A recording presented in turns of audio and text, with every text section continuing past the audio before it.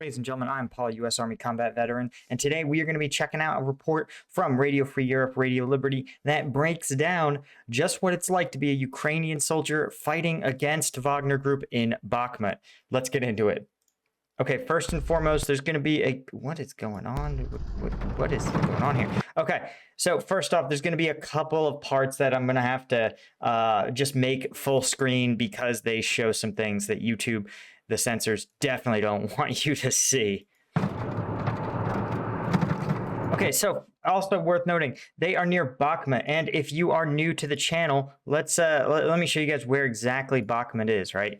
Those of you that have been following along with my daily updates, this is all old hat for you guys, but for the new viewers, Bakhmut is a operationally significant target for Russian forces that they've been trying to seize for the better part of probably about 3 months. Now you can see here, represents the line of contact, and Russian forces would, for a time, right, when at one point they controlled all of this river here before the Kharkiv offensive, and they believed that if they could seize Bakhmut, they could create a cauldron, a sort of trap here that would force Ukrainian forces to withdraw. Think about it like a mouth that's going to swallow it up. Obviously, circumstances have changed. Now, Ukraine controls everywhere, basically west of west of Yampil. And so even if Russian forces were to take Bakhmut, it's not clear that it would confer any operational advantage or any strategic advantage. It wouldn't let them seize this chunk of territory because, again, Ukraine controls everything north of it. Nonetheless, it's rumored that Russian oligarch Yevgeny Prigozhin, actually his Wagner group, a group of mercenaries sponsored personally by him, are the primary fighting force engaging in this entire region. And he has been making a play for power in the Kremlin by pointing to the fact that he is the only force in this area, in fact, in the entire war, that is making gains for Russia. But when we back the timeline up, you can see these gains are tiny, minuscule, probably a few hundred meters. He's probably averaging something like literally fives of meters per day. You can see stretching back a month, he sort of makes progress, but then sort of trades tit for tat and is making progress, but at this rate, it will be months and months and months before Bakhmut itself is even really being contested. And even if his Wagner group was to seize it, it's not clear that it would do anything for the larger situation, as Ukraine would control every major supply line. So anyway, that is the context for what these Ukrainian troops are operating in.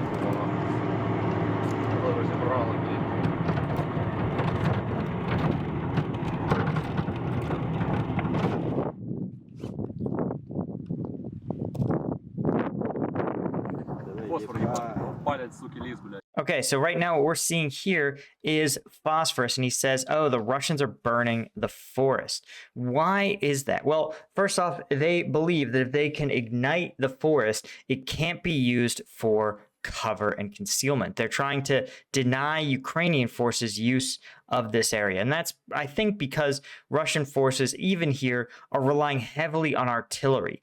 And it can be very hard to sight with artillery when your enemy is underneath tree cover. So if you can ignite those trees, you're going to have a way easier time of things. So could this be? Well, let's see. Depending on when this was filmed, it could be this tree cover here, right? That would sort of make sense given that it's somewhat near and it's in a region listed as contested, and it's somewhere that Wagner Group forces are probably expecting to advance to in the not too distant future. Could be smaller groups, smaller tree outcroppings up here, but it could be here, could even be to the south somewhat. Or in recently taken regions, given that this was probably filmed. This was released last week, but it was probably filmed a bit before then. The U.S. actually used a similar technique using something called Agent Orange. It was a defoliant. And what they would do is spray this chemical onto the Vietnamese jungle, especially on either side of rivers and roads that were really key supply hubs that were frequently used by the Vietnamese forces to ambush the U.S. They would spray this chemical defoliant, and the trees would actually wither away and die, meaning that they could no longer be used to cover or conceal North Vietnamese movements from aircraft overhead.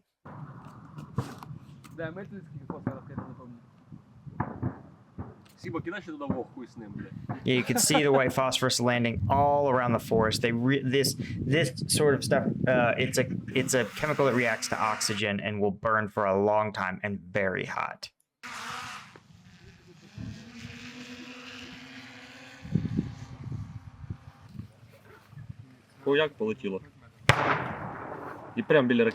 Okay, so what he's showing is that there's a rocket, and when he says the rocket is effed, what he's saying is that because the explosive went off so close to the rocket's no longer operational. It either will no longer fire, it probably is too damaged to safely operate, and if they do try to fire it, it's more likely to explode in the launcher than it is to damage anyone else. So this is a good way of, again, getting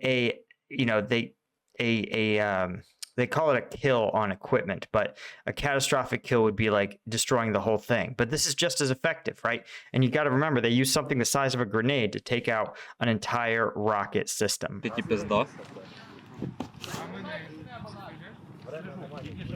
Що там, попали? Да, попали.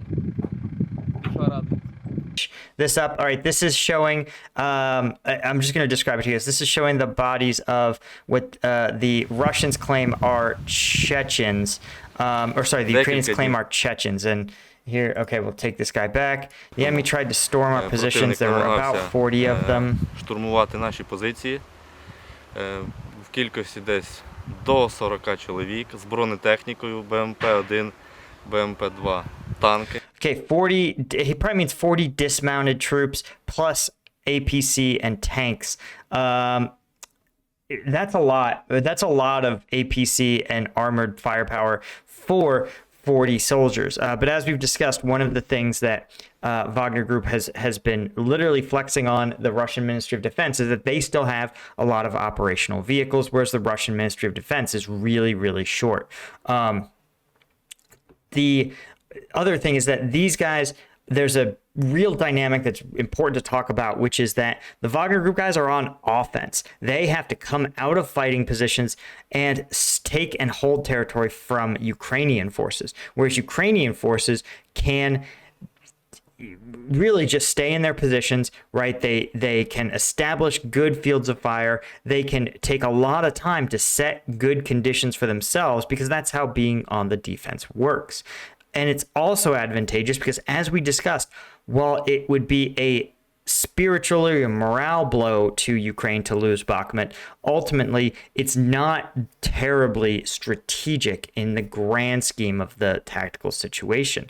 And so they can do what's called trading space for time. They can actually let the Russians achieve, as we've seen, small marginal gains, and if they make them pay a tremendous price for it, then it's likely that they will burn out the Wagner Group's APCs, tanks, and of course fighting soldiers, right? Even though ostensibly this force is making progress. Хотіли б зайти, обійти наші позиції, зайти в тил. Висадились там. Правда, зайняли оборону на декілька годин. This is exactly what he's talking about. We'll back it up for a sec. Okay, they said they got there and then were on the defensive for several hours. Exactly. They were in an exposed position. They were allowed to sit in that exposed position and then got, sounds like, shellacked pretty good by the Ukrainians. This is exactly how you want to fight when you can afford to trade space for time. It can be very punishing to try to establish a defensive position while under continuous attack. Again, I can't show this. Okay, it says these attacks took place after our units took Lyman, so this was a few weeks ago. This is just B-roll of some of the bodies. Okay, there we go. Можна пов'язати з їхньої. Yeah, we talked about this actually, that it appeared shortly after the fall of Lyman that Putin ordered some sort of all-out attack, and there was attacks that looked exactly like this. Too small to be effective, poorly organized, didn't really look exactly to be planned. They looked like they were just sort of ordered to advance immediately and did so. And the result was that instead of having a mass, right, a concentration of troops who could bring a lot of firepower to punch through a vulnerable Ukrainian position, the Russians instead dispersed their combat power so it never had the concentration necessary to actually break through Ukrainian lines. And instead the result was like this, where they just took a lot of casualties and didn't really have anything to show that. Втрачають території, але й захоплюють території. They say that their army has body armor without plates. I can't show you this. Дивіться. He points out a set of body armor who says, see, they have a plate carrier, but there's no plates at all. Пластин немає. Я не знаю, може на ноутбуки клали, як He points out that he can actually, it actually shows the plate carrier here. I'll give you just a screenshot. It's not anything graphic. You can see this is a plate carrier, and there is something, shrapnel or a round that is punched right through what's supposed to hold the ceramic or steel plate that is meant to, you know, stop these rounds. Вона осколком насквозь пробита. Плітоноска. Ну і понятно, у нього. And he points out that the plate's ineffectiveness may have actually been the thing that I'm trying to think of a non-demonetized word, been the thing that ended his career. Right. You can tell him the Russian forces were slowly advancing in the area.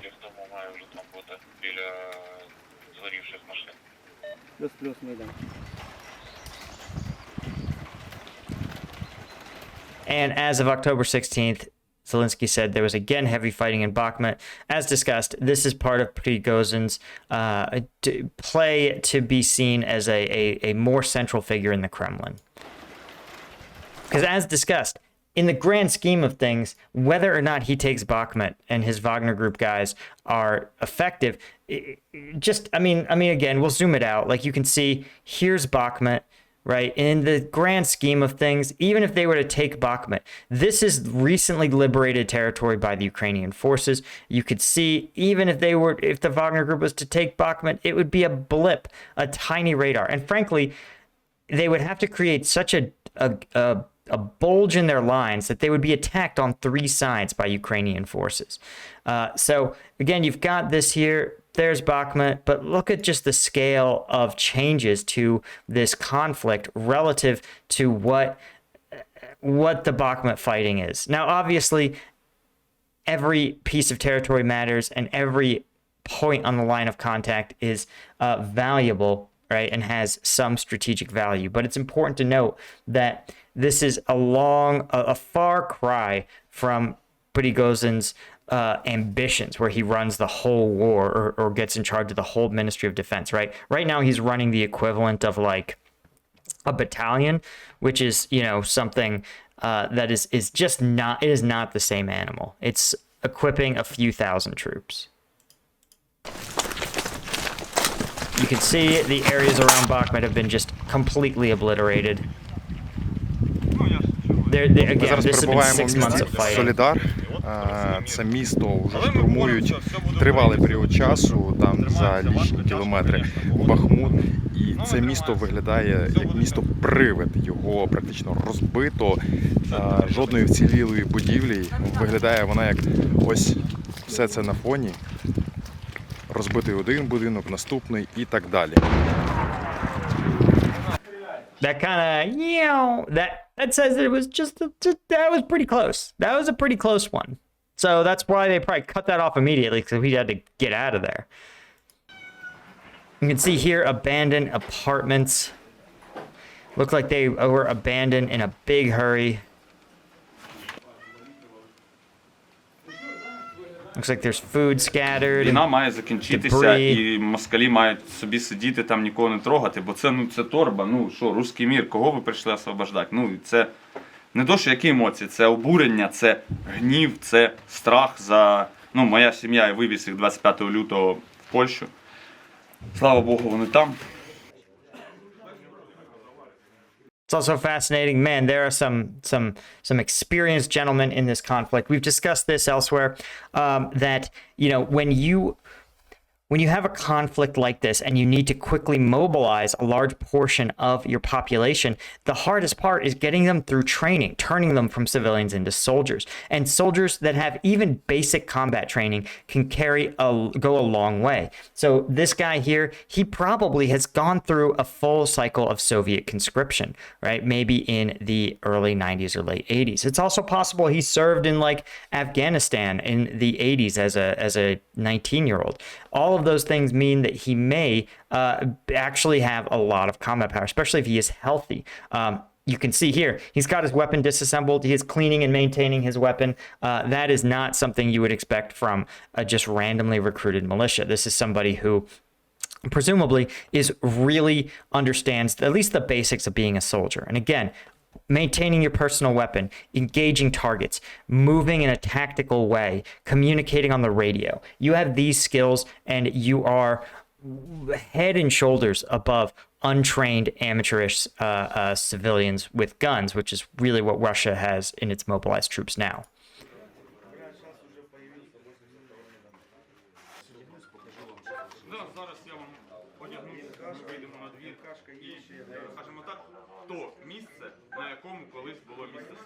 Yep, and of course, as always, guys, the link is going to be in the description. I just want to do one quick thing. He mentioned that they were fighting in the town of Soledar. You can see here is Bakhmut, but here is Soledar. So this is maybe this is actually the wood line that they were that the Russians were burning, but yeah, you can see here it is it's listed as partially contested. There's the Russian lines. This is the Ukrainian lines, and this red area is considered the area that's currently contested by both sides. Anyway, thank you so much as always. And of course, if you want access to the combat video breakdowns that are too intense for me to show, this is the stuff that YouTube has cracked down on and has been censoring. You want to become a member of the Patreon. Thanks so much to my Lieutenant tier patrons. Your support makes this whole thing possible. I'll see you all in the next one.